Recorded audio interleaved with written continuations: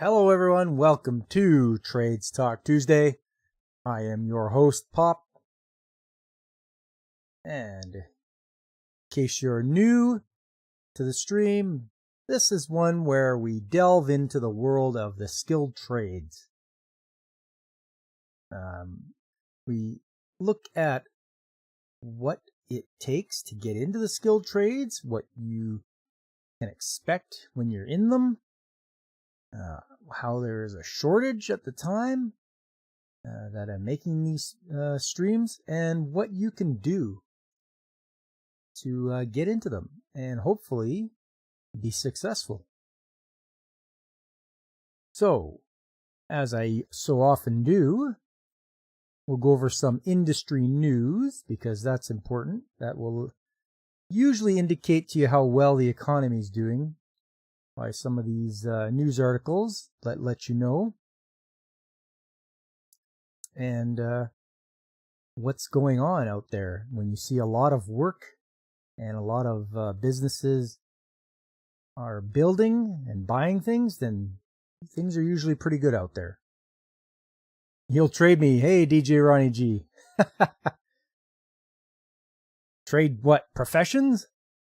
I don't know. I'm pretty happy where I'm at. So first off, we'll go to Plant Magazine, which we'll see what they got for news here. First off, says Quebec sets out plan to reach 60% of greenhouse gas reduction target by 2030. It was worth a shot, eh? Yeah, you gave it a try. Yeah, I wouldn't bite on that one though. That's okay. Ford, that's the premier, not the automaker. Ford says Ontario is offering more money to Stellantis. Feds say deal is close. Once again, that's the provincial government giving more of the taxpayers' money to Stellantis to build their plant there. This is the automaker now. Ford to buy lithium for electric car batteries from Quebec's Nemaska Lithium. Really? Let's have a look at that. I'm kind of interested in that. Lithium is one of the most important elements you're going to need for your electric car batteries. It says here, a Quebec company building a lithium mine and production plant has signed an 11-year deal to sell products to Ford for use in electric car batteries. The deal announced by the automotive giant and Nemaska Lithium on Monday will see the American automaker become the Quebec company's first customer. Ford will buy up to 13,000 tons a year of lithium hydroxide produced at Nemaska's factory in Bécancour, Quebec, about 150 kilometers northeast of Montreal, the two companies said in a joint news release. This agreement is a vote of confidence for the solidarity of the project, of the quality of the product that will be produced, and of course a testament to the effort of the Nemaska's teams. Steve Gartner, the chief financial officer of Nemaska Lithium, said in an interview Monday.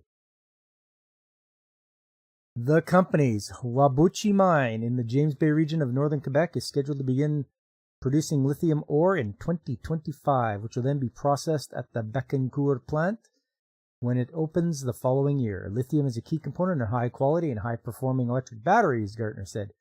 We have a world-class deposit in the James Bay region, and we look to establish the first integrated mine to lithium hydroxide plant in Quebec to support the North American supply chain for electric vehicles. In my eyes, this is a good thing because then you're not held hostage by, like, say, China or any of those other countries. You've got a neighbor right next door who is going to work with you for mining for the electric batteries. So good. It says here, Ford will also buy spodumene concentrate, a lithium ore, from Nemaska Lithium before the plant begins producing lithium hydroxide. The automaker said in a release that Nemaska will provide a sustainable source of lithium that will help it scale production of electric vehicles and make those vehicles more accessible to customers. Gartner said the plant will offer a more environmentally friendly supply of lithium than many of its competitors. One of the strong advantages of that our product will have is that we have access to hydroelectricity, he said. On top of that, we use up to 12 times less water than certain processes and emit more than 70% less greenhouse gas emissions than other similar processes around the world. No dollar value was provided for the deal. Nemaska is co-owned by Quebec's Economic Development Agency, Investissement Quebec, and Livent, a Philadelphia-based lithium company. Last summer, the Quebec government and Livent announced they would invest each $80 million in the fund to fund the studies and preparatory work necessary to resume construction of the mine and to begin construction of the Bécancour plant. It would be funny if the Quebec company were owned by Chinese business interests. Yeah, wouldn't that be the irony of it all? A previous version of the company under different ownership entered creditor protection in 2019, losing Investissement Quebec $71 million. Under the previous Liberal government, Quebec spent $130 million to support that company. In 2020, when the province took over the project with a private sector partner, it committed to spending up to $300 million on the relaunch of Nemaska. With that funding, $175 million has already been announced. There we go. That is that one. Let's see what else we got here. Oklahoma lures Enel solar panel manufacturing facility with $180 million incentive package. So, Oklahoma getting into solar panel manufacturing facility?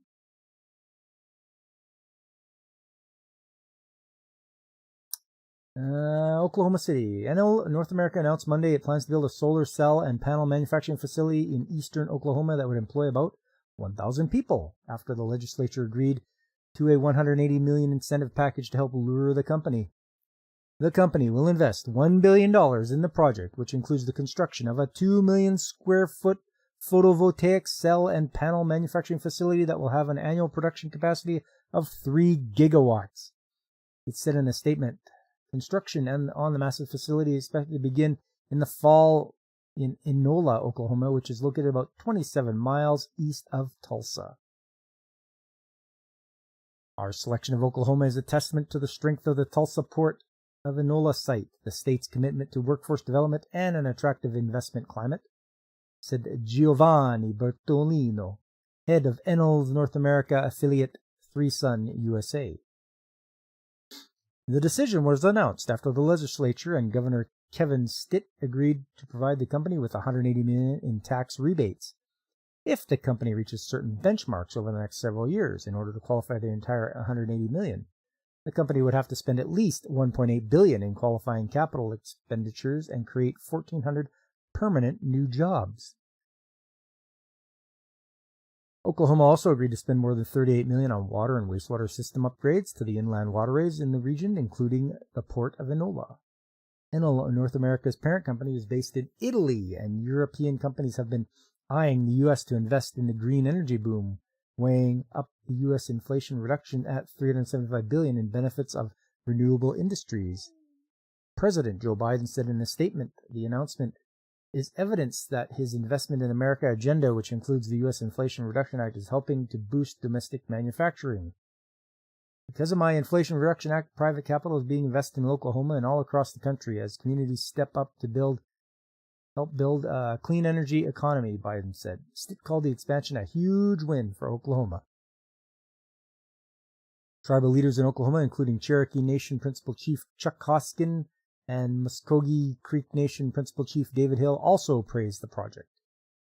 Enel says it had already invested more than $3 billion over the last decade in 13 wind farms across Oklahoma that generate more than 2 gigawatts of annual production, along with a regional office in Oklahoma City to support its workforce. Construction of the factory is expected to create more than 1,800 construction jobs and an investment of more than $1 billion. It is expected to create around 1,000 new permanent jobs by 2025. The company says the project also includes the potential for a second phase that would increase production to 6 gigawatts and create an additional 900 jobs.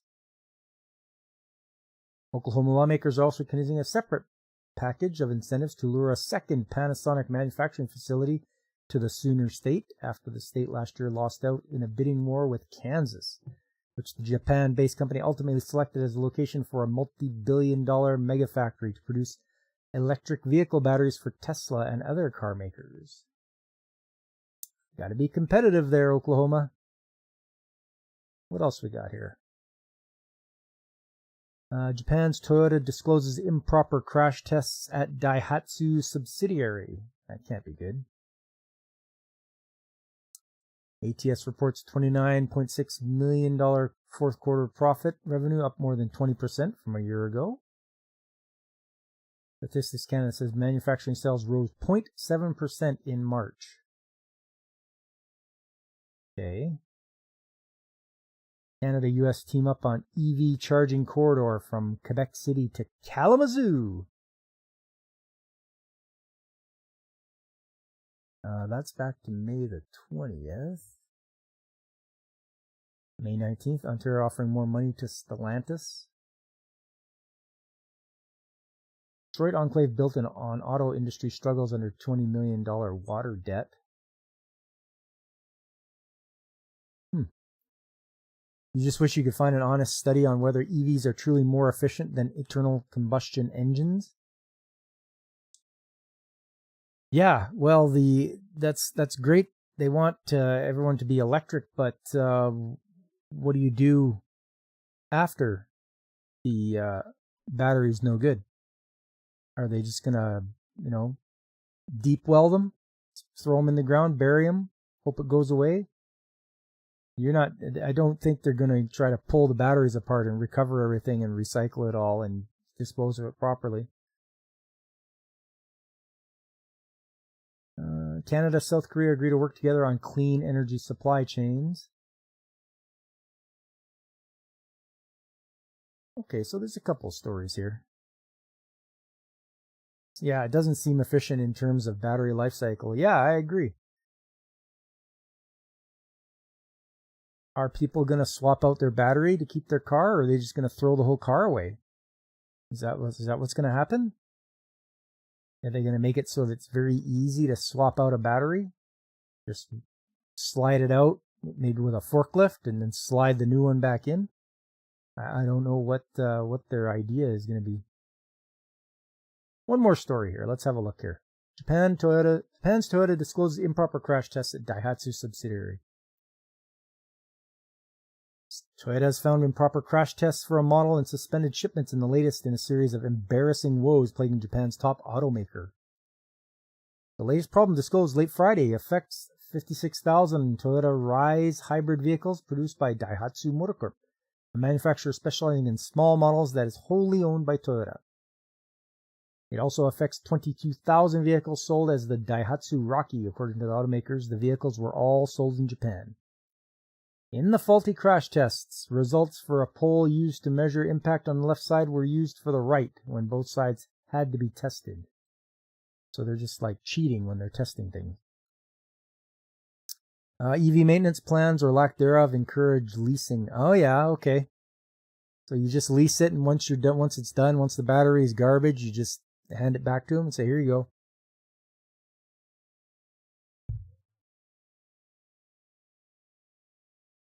The story continues. Just a week ago, Toyota Motor Corp acknowledged there had been a data breach at its online connected service run by a group company.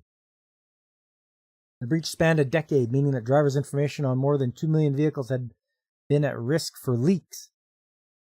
No breaches were reported. Last month, a separate crash test problem for a Daihatsu model sold abroad was disclosed, affecting 88,000 vehicles. A further review found wrongdoing in the Japan market as well, according to automakers. The earlier problem affected the Toyota Yaris ATIV, sold in Thailand, Mexico, and some Gulf countries, Perodua Axia, sold in Malaysia, and Toyota Agya in Ecuador.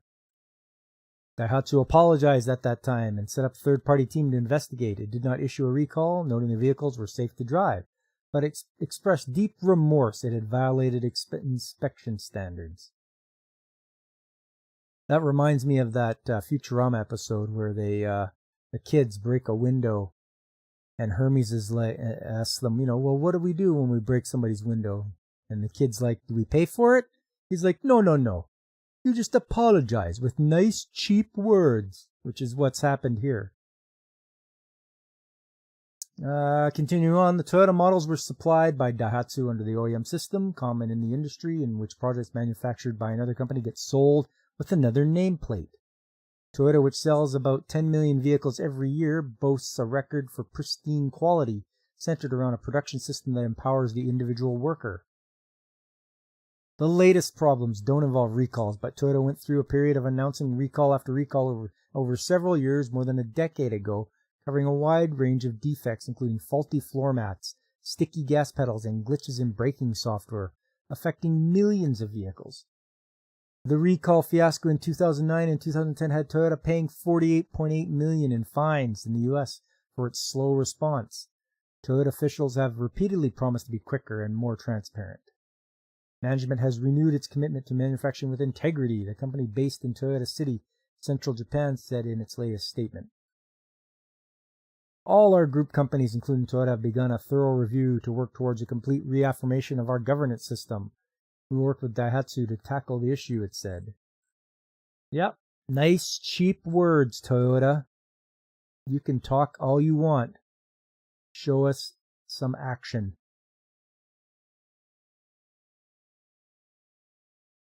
I just want to greet everyone over on the Rumble side. Nice to see everyone over there. Also, if you're watching on Twitch or on YouTube, welcome. Well, that's some of the interesting stories I found in Plant Magazine. I think we'll switch over now, switching gears up to what every recruiter should know about the skilled trades labor shortage. Now, everyone, you may have heard of me talk about this before. There is a serious shortage of people in the skilled trades. This is going to reach a critical mass eventually. You'll have, maybe you need some AC work done or some heater work done with your furnace, and there's not going to be enough skilled tradespeople to go around and get to you in a timely fashion. So hopefully this will shed some light on this problem. It starts out, what is causing the skilled labor shortage? The skilled labor shortage is a result of a combination of demographic changes and pipeline issues, both of which were accelerated by effects from the pandemic. I don't care for this throwing in the pandemic there as a cause or reason. That's everyone's excuse now when you talk about trying to get parts and such. Oh, well, that pandemic happened. Yeah, that's the easy out for you guys. Just blame it on the pandemic. Don't blame it on your lack of planning or anything like that. Anyway, demographic changes. The primary cause of the labor shortage is the aging workforce. Baby boomers, who once made up a significant portion of skilled workers, are retiring in large numbers, leaving a pronounced gap in the workforce. According to a report released in 2022 by Employment and Social Development Canada, 700,000 skilled trades workers will retire by 2028. Causing an unprecedented worker shortage. Yes, and anyone that follows demographics should have seen this. After World War II, you had everyone having children. Those were the baby boomers. And they moved along, and that was a big chunk of population. And as they move along throughout the decades, they're going to reach retirement age, and you need to have the generation after them, picking up the slack or filling in the jobs. So after baby boomers, I believe it was Gen Xers, which is that's my generation. And I filled in the gap. Even when I was going to trade school in the 90s, my instructor told me about the baby boomers retiring, and he said, you guys will have the pick of the jobs you want to do. There's going to be a very big shortage of people to fill in for the baby boomers. And he's right. I can do that right now. I can bring up Indeed, look at the list of jobs, and I have my pick with my skill set and such. I can, point at a job and be like, yeah, I want to get that job. And more than likely, I would probably get it. But I'm not looking for a job right now. I'm happy where I am. Okay, it goes along. Pandemic is a lazy excuse for bad service. Yes, you are exactly right, DJ Ronnie G. I wish people would stop using that as an excuse. Going along here. Pipeline issues. Compounding the issues caused by the retiring workforce, the skilled trades are also suffering from a shrinking pipeline of new workers to meet the shortfall. Canada will need to recruit skilled labor from outside the country and funnel more students into apprenticeships straight from high school. And they can do that now anyway. There's something called the RAP program, which is you can be in high school and you can be doing your apprenticeship as you're going to high school. And I think that is a very good idea. As long as it opens up the floodgates for letting in lots of students who want to go into the trades, because right now, from what I understand, in high school, they look down upon the trades. They're not the first thing they suggest to them. And that was the same for me when I was in high school. It was always like, oh, you better go to university. You better go to university and do that. And it's like, what? But there's nothing I want to take there. So that was what they were pushing hard. And they shouldn't. They should have been like, listen, you can go here or you can do a trade. Unfortunately, the pathway from high school to the trades is not as well defined as it was in the past. A lack of awareness around the benefits of working in the skilled trades and a teacher shortage at the high school level, a time when students typically get exposed to career possibilities, are thought to be causing a decrease in the popularity of such fields. A report from the Canadian Apprenticeship Forum also points out that systematic issues such as outdated biases, stereotypes around skilled work, and a lack of recruitment from underrepresented groups are also contributing to the shortage of new apprentices. So yes, people have to understand that you're not going to, you don't need to look down on the trades. Like, people are highly skilled. They're the ones that put your cars together, fix your furnaces. They build bridges. They're welding things together.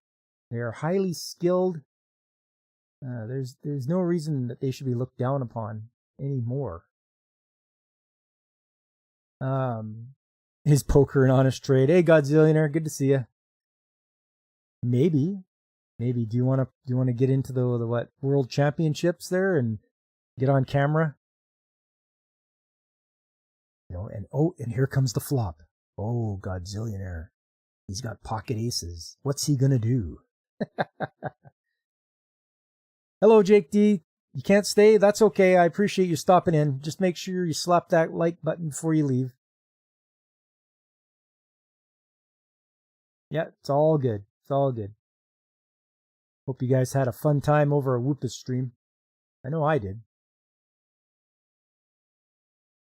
This article says, what is the role of recruiters in addressing the labor shortage? Recruiters play a critical role in addressing the labor shortage in the skilled trades. To effectively increase recruitment, staffing professionals should be aware of the challenges that contribute to the labor shortage and be prepared to adapt their hiring strategies accordingly. These are some of the top issues recruiters and staffing agencies should be considering as they make the shift. The labor market. Recruiters should be aware of the labor market conditions in their industry and region. This includes understanding the current demand for skilled trades workers, the competition for talent, and the demographics of the available workforce. Targeted recruitment strategies. Given the shortage of skilled trades workers, recruiters should focus on targeted recruitment strategies. This may include developing relationships with trade schools, technical colleges, and vocational schools to recruit new talent. It might also include reaching out to veterans, women, and other underrepresented groups to increase diversity in the workforce. The problem with recruiters is most of them have zero idea what technical jobs entail. Ah, okay. Good point there, Godzillionaire. Unless they themselves were in the trades or in doing something technical but I doubt it. It's probably, somebody who went to university and couldn't find a job doing anything else. Competitive compensation. To attract skilled trades workers, recruiters should offer competitive compensation packages that reflect the value of the work being done. This may include offering higher salaries, benefits, and opportunities for advancement.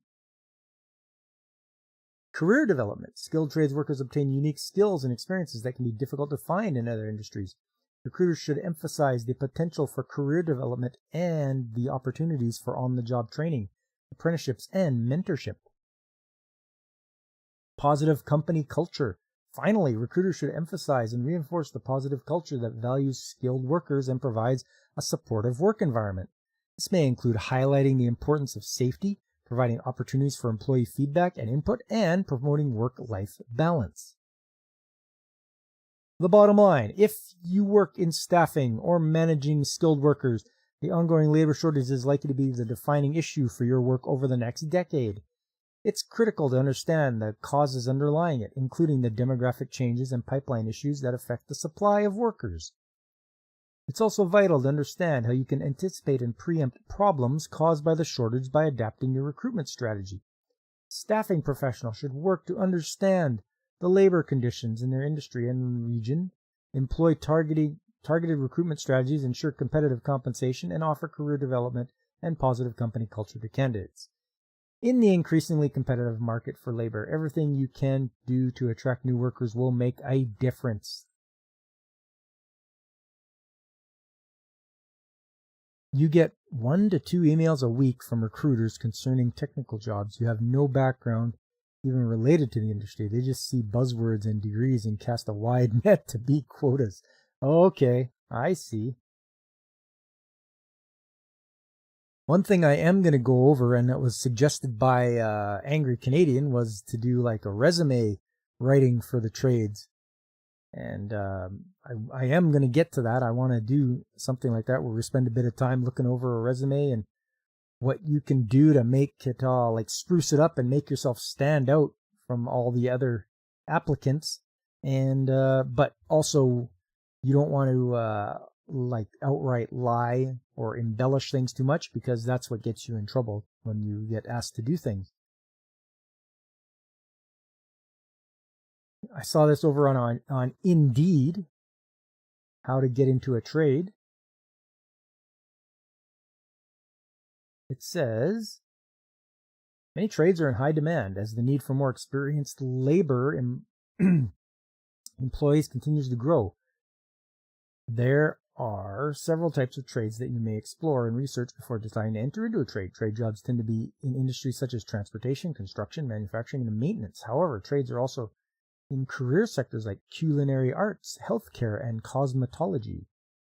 In this article, we provide a definition of what trades are, list trades, and discuss how you can enter a trade.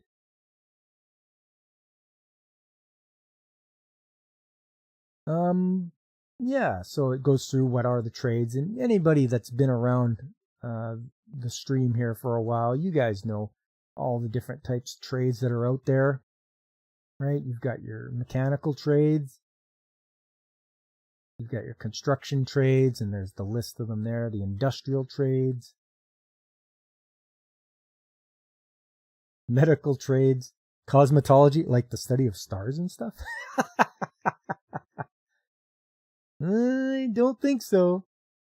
I think you're getting into the hairstylist, nail technician, beautician, makeup artist, esthetician, chef, baker, pastry artist, restaurant manager, and food technologist. I don't know what a food technologist is, but it doesn't sound like a good idea. Here we go. How to enter a trade. Number 1, complete high school or get your GED. That's the minimum educational requirement. I mean, that's a good idea. Yes, get your high school diploma. Why not? Number 2, pick a trade. Well, there's so many to pick from. You just get it's just like it says. Just pick one that is suitable to you, one you like to do. Don't pick something that pays really well, but you don't like to do it. You're just going to be miserable for the rest of your life. select an educational program. So you may choose to go to technical school or take certification classes at community college. And yeah, you can do that. Technical school is actually a good idea.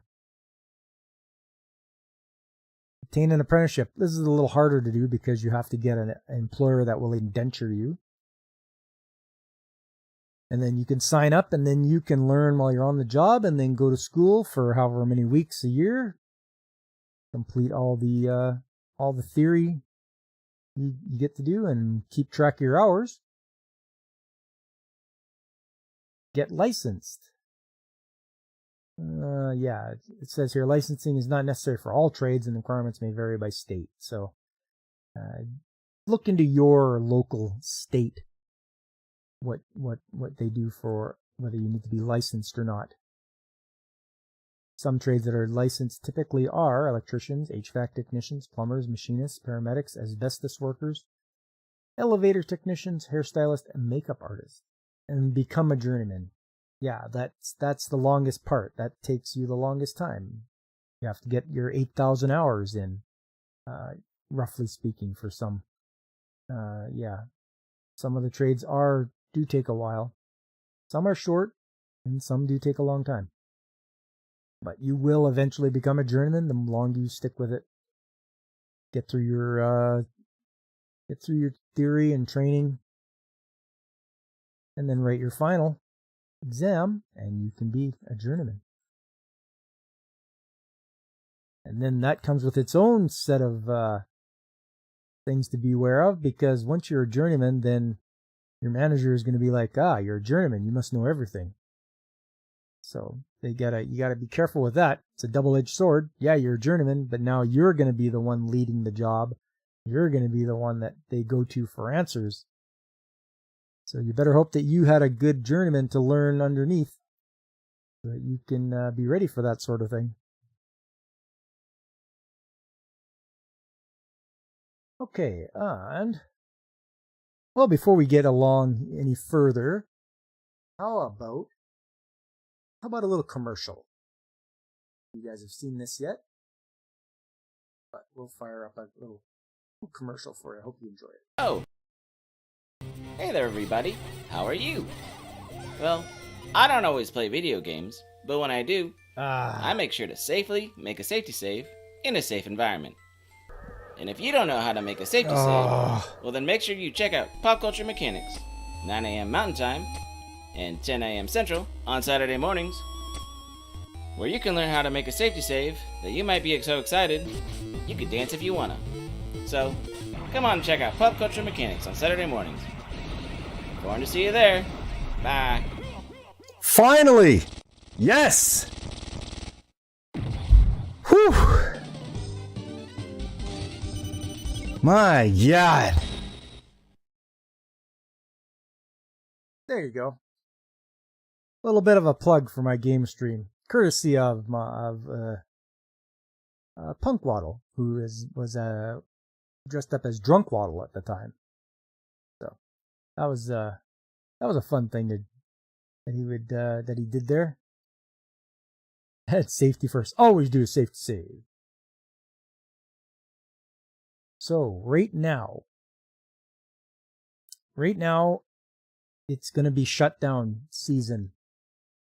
And I think, yes, it's shutdown season. The place I'm working at is shutting down for maintenance for a month. And during that time, in case you don't know what shutdown is, everything gets shut off. So machinery that runs 24/7, machinery that can't normally be stopped, everything gets shut down. Motors, pumps, compressors, these things get shut off and maintenance gets performed on them so they can run for another year. And during that time, there is some pressure relief valves that get swapped out, as it were. So every 2 years, you have a pressure relief valve that gets sent away to be rebuilt. These things are very important.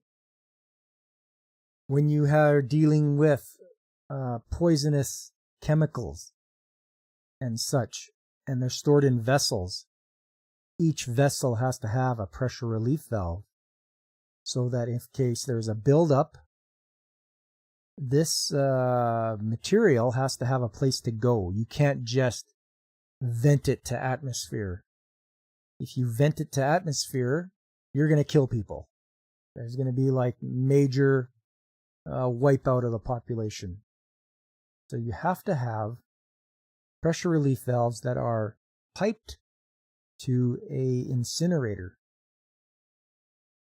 So each and every one of them on all the vessels come to a header, which goes along and to an incinerator.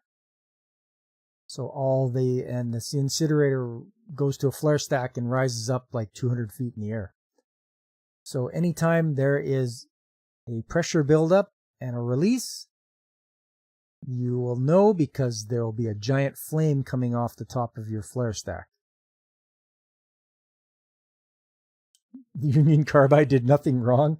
I don't know the story behind those guys, but ours up here. We're a little more stringent. We've got,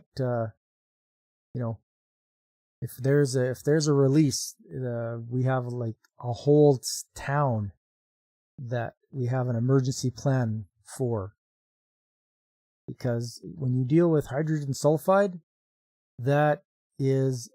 it kills people easily. You inhale and you're dead. That's how it goes with that stuff. So on all the vessels, there is the pressure relief valves.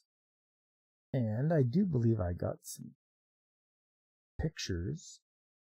You guys know this is coming up next. You know there was always pictures coming up.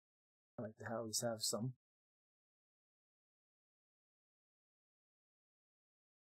Let's see here.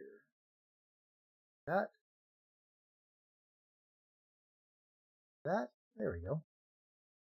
How's that? Mostly it's just getting information off of these guys. So, an Indian village near a release, thousands got sick and died. Yeah, there you go. So we try not to do that at all. As far as I know, we haven't had any releases at all this year.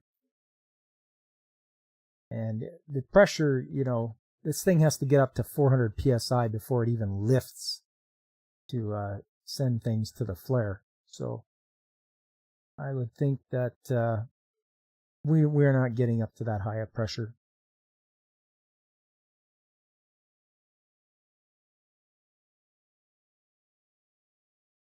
Yeah, so they have quite a large outlet on them. The inlet will usually be a bit smaller, and I think it'll even tell you here what it is. Okay, this is 1-to-1. 1 inch to 1 inch.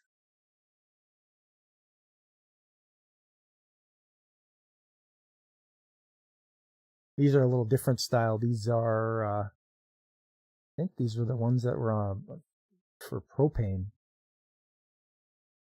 So these don't have to get sent to a header or anything like that. But these ones do, because they are for hydrogen sulfide. This one is 1/2 inch, looks like 1/2 inch to 1 inch. That would be 1/2 inch input and 1 inch output, because you always want your output to be larger so you can get rid of that volume of gas faster.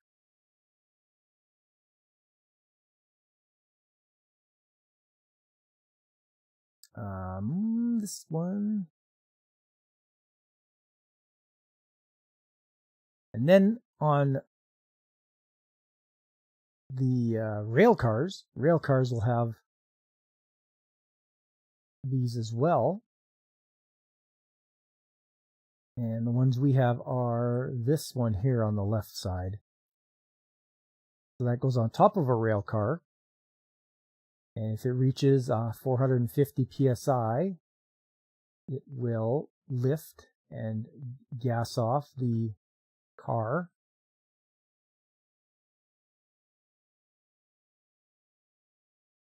And as you can see here, a little bit of a breakdown of it. You can see what it looks like inside. It's just pretty much a spring with a disc.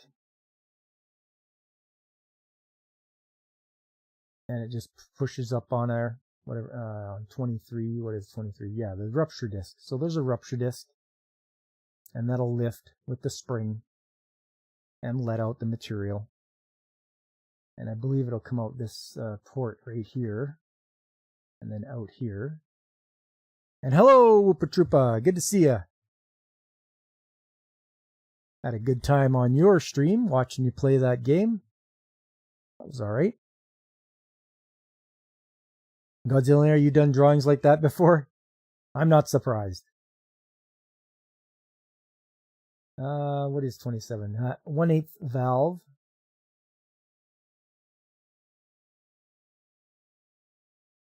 So yeah, that's the importance of pressure relief valves and how they don't just vent to atmosphere, because that would be bad.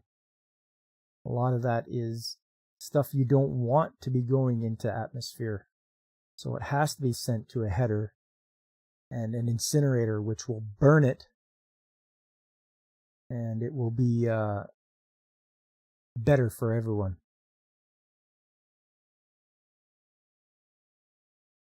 Naturally, we don't want to have burning all the time. So we try to keep any kind of pressure spikes or anything that causes pressure in the vessels. We try to mitigate that so we don't get that pressure increase. And I'd like to think our operators are pretty good. They keep it so that the vessels are in good shape, and we don't have to worry about all these releases, because it's something you have to report to Environment Canada if you have a release. Everything has to be documented, otherwise you get big fines, and we don't want that. Started to get hard in the end. Second to the last level took you 40 minutes, and last level you played, they lost twice before you decided to just try again next Tuesday. There you go. Nuclear vessels. Dark Comrade, looking for nuclear vessels. Gotta get the old Star Trek reference in there, eh, Godzillionaire? But yes, these are pressure relief valves. And these ones on the tank cars, on the rail cars, these guys have a 6-month shelf life. So you can have them sitting on your shelf for 6 months only, and then they have to get recertified again. You have to send them in, and they get recertified, and then they're good for another 6 months. But as soon as you put them on the rail car, they're good for, 10 years, or whenever the next recertification for the rail car is. So it's kind of screwy that way, that they make you get these recertified every 6 months, but as soon as they're on the rail car, they can just stay with the car for a long time. Kind of annoying if you ask me, because I'm the one that has to send these out to get them recertified. We can't do them ourselves because we are not a G-rated shop or an E-rated shop that can rebuild or remake these pressure relief valves. So it's kind of annoying, really. So it's shipping them off to Midland in Skokie, Illinois. I don't know if anybody's near Illinois, but that's where it's got to go. All the way from up in Canada.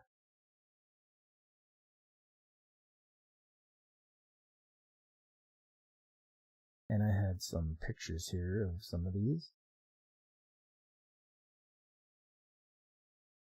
But yes, these ones are for, I believe, yes, that's on top of the Yeah, that's the top of the propane shack. So yeah, these are for propane. Not a big deal. The propane, it'll let go. Like it'll lift. I think it said 250 psi. But it'll dissipate once it gets into the air. Illinois is a scary place. It's full of really bad drivers. I thought, isn't Chicago like a safety city, a sanctuary city? Aren't you supposed to feel safe in sanctuary?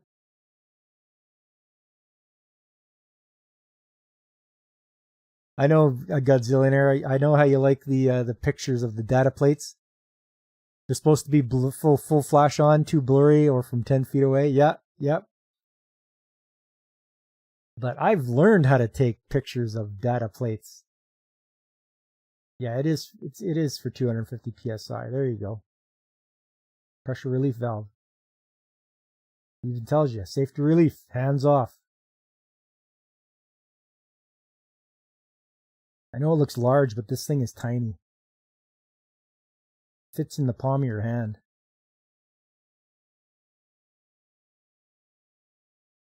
I don't think this was me taking them. I think I lent my camera to a fellow that climbed up there. See, because he got one there. There's your blurry one, Godzillionaire. You like that? Can't even read that. Safe is the last thing you feel in Chicago.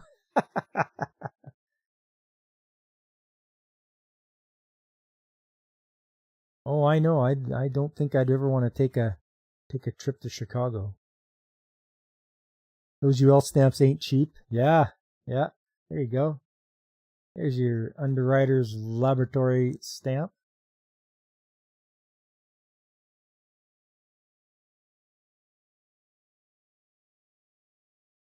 So yeah, the next couple of weeks is going to be very busy.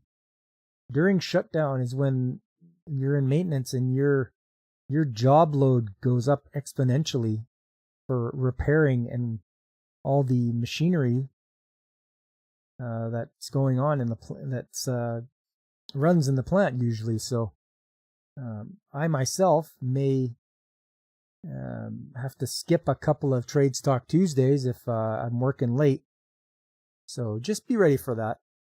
I'll try to get it when I can, but hopefully I'm not like run ragged into the ground working like 12-hour days, because that would suck. I wouldn't have a lot of energy to do much of anything.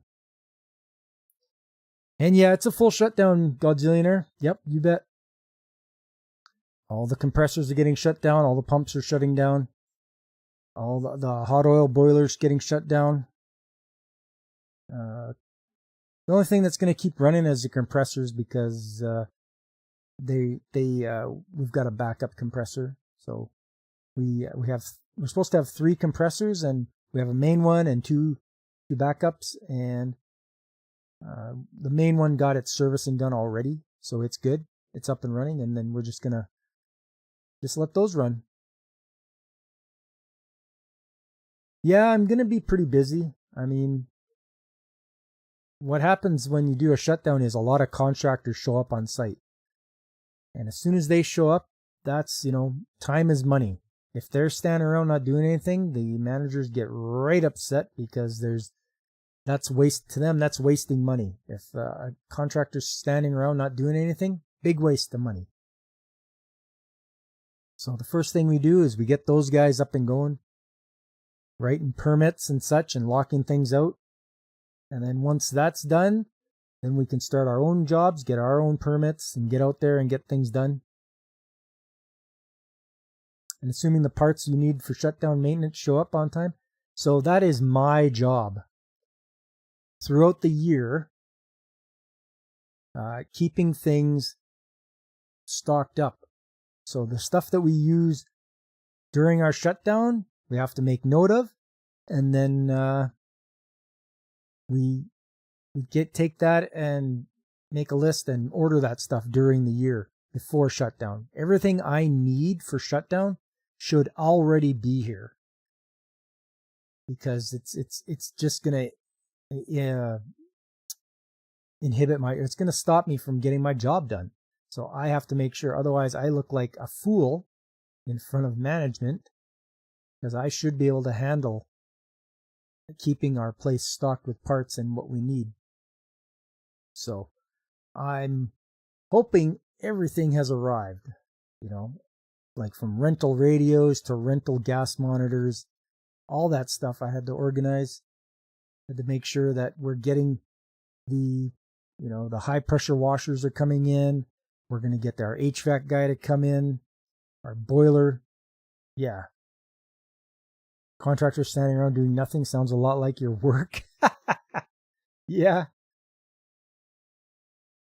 That's what we don't want. We don't want them standing around. So we're going to make sure that they get out there and start their work, and we're going to get our work done. And then when the crane shows up, because cranes are expensive, the crane work gets priority. So when a crane comes in, you get right to it, and you're like, which parts have to come off, which things are getting lifted up. So you make sure you work with the crane guy and you get things lifted up and out of the way. And that's what it's all about for us. We do a shutdown every year. So we should be pretty used to it by now. At least this will be my third one. And a lot of guys have gotten through way more of them than I have. So I'm quite relatively new at the facility. So this will be my third shutdown.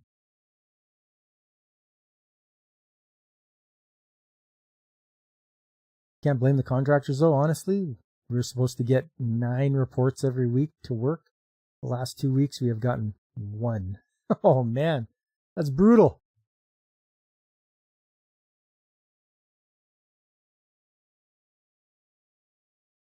But yeah, so the end of May, beginning and end of May to end of June, that'll be the shutdown window. And yeah, I'm going to be really busy. Hopefully I get weekends off. Sometimes you don't even get weekends off. You're busy doing all the rebuilds and such. So we'll see how it goes. I know a lot of the operators there can jump in and help, and I have a compressor to rebuild as well. Me and another fella are going to be taking apart and replacing the valves and the packing in an old 1967 air compressor. Well, it's a gas compressor now, so it'll compress hydrogen sulfide. But we have to do that, and that is going to take at least 10 days. And that's not going to be fun, because it's going to be, probably 10 to 12 hour days. I don't look forward to that, but it's something that's got to be done. Somebody fired someone. Turns out he didn't save any of his work onto a shared drive, and they can't access his computer, so everyone on the analytics team is in a mad scramble. Oh. Just pre-record a gaming stream or a quick trades talk about what you're doing and set it to auto-release. Hey, there's an idea. No weekend off. Does that mean no game and anime streams? I hope not. I really don't want to mess those ones up. I'd like to keep that going. So I'll figure something out. I mean, I can't work longer than 12 hours because that's getting into like spending way too much time there, and I think we should only do like 12-hour days. Do anything longer than that, and that's just asking for an accident.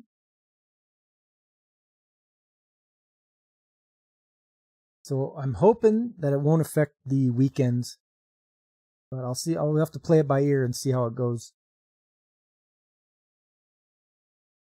If I do end up working lots like that, well, so be it. It's what I do for a living, so It's gonna have to take precedence over some YouTube stuff. Sleep deprivation and heavy machinery don't mix well. Yeah.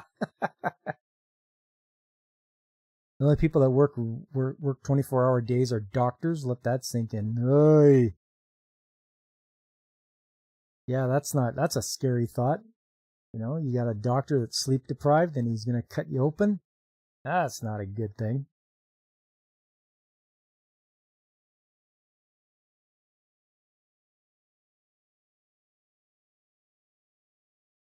So yeah. That is pretty much it, what's going on in Pop's work life here. You have to worry about that. You don't go to doctors.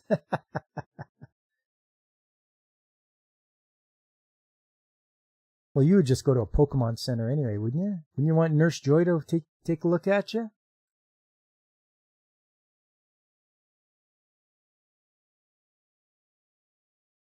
All right. Well, that seemed like that stream just kind of flew by. Yes, DJ Ronnie G. Pressure relief valve. Very important. You can't just release the gases to the atmosphere, at least where I'm at, because it'll kill everybody. So you have to have them piped into a header and then sent to an incinerator. That way it's a little better. You're not killing everybody at the work site.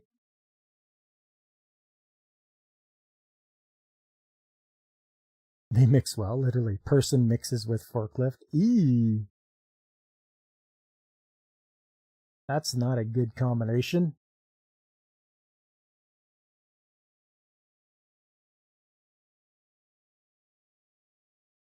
Okay, well, this was a fun time, you guys. I had a good time. Went by fast, for me anyway. Just like to thank everyone that came out here. People like DJ Ronnie G and Godzillionaire, good old Jake D, Woopa Troopa, anyone else that was around. If you're lurking, if you're out there on the Rumble side, I appreciate it. If you're out there on Twitch, hey, give me a follow. I know there's no like button to slap there, but you know, I appreciate it. And if you're out there on YouTube, sure, slap that like button. Slap it like you'd slap somebody who's not a tradesman. How about that? Luckily, you're forklift certified.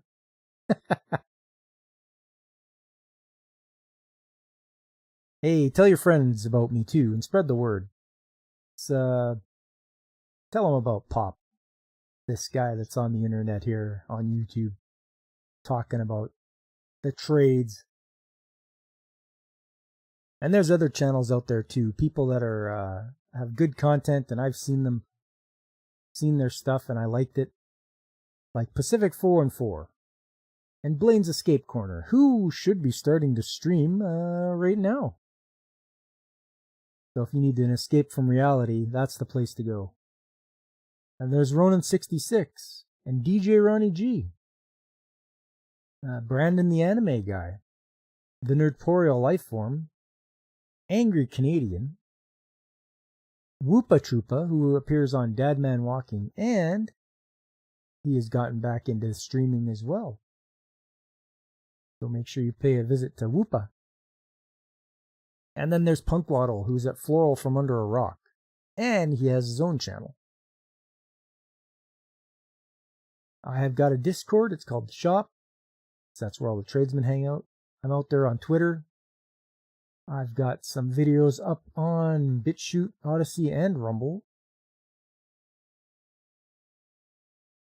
Coming up. Hopefully, if things aren't so busy, I may have to change the times, but Saturday will be my game stream. working on The Hobbit for the Game Boy Advance. So, if you want to see that, just tune in on Saturday. But as I was saying, maybe this Saturday might be a little bit, I might have some in real life stuff coming up that I can't get out of. So, I'll still do a game stream, but I don't know what time it'll be. And then Sunday is Sunday Anime Chat. It is the last Sunday Anime Chat of the month of May.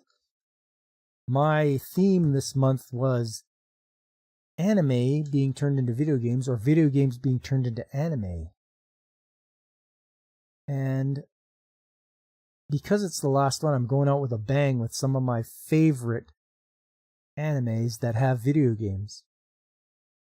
So if you know me well, and you know which is my favorite anime out there, you're gonna know which ones it'll be. And if not, you're gonna have to tune in to find out.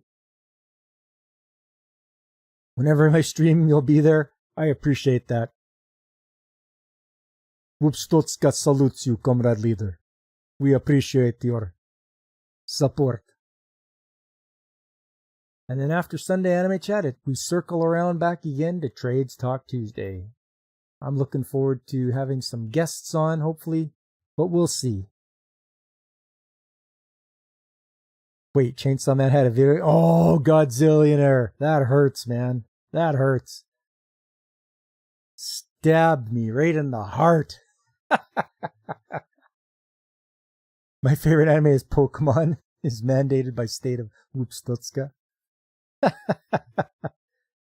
Hey, I have some VHS tapes that I recorded of Pokemon back in 1998 when it was on television, because it came on when I was still at work. So I set my VCR to record Pokemon episodes, and I have 5 VHS tapes worth of Pokemon episodes on there, starting with the very first one. So there you go. I am a Pokemon fan. So yes, keep an eye out for that. I'll try not to work too late, but we'll see whether Trades Talk Tuesdays has to get scaled back, or maybe as Godzilla was saying, like pre-recorded and then released. We'll see how it goes out there.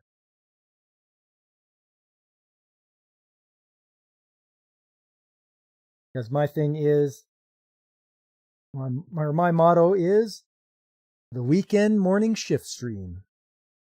That's what I'm doing, working the weekend morning shift. Yeah, most comrade of you. Yes. He's not stooge, he's comrade.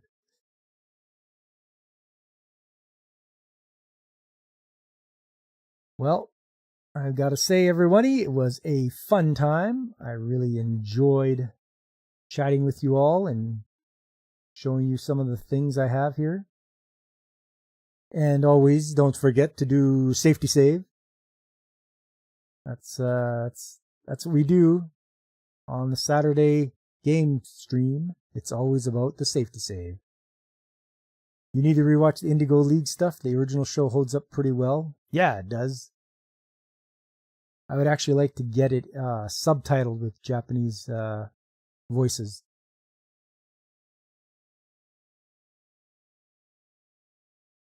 Just to try it out. I watched the first Pokemon movie with subtitled with Japanese voices, and man, oh man. Like, it is a good movie. And the morning shift, merch pending, yes. And for the Sunday one, it'll be Waifu is Laifu. That'll be my catchphrase for that one. Waifu is Laifu.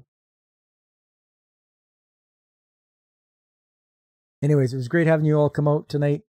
I am going to close her down and maybe show up at Blaine's stream. I like to pop in and hear what's going on.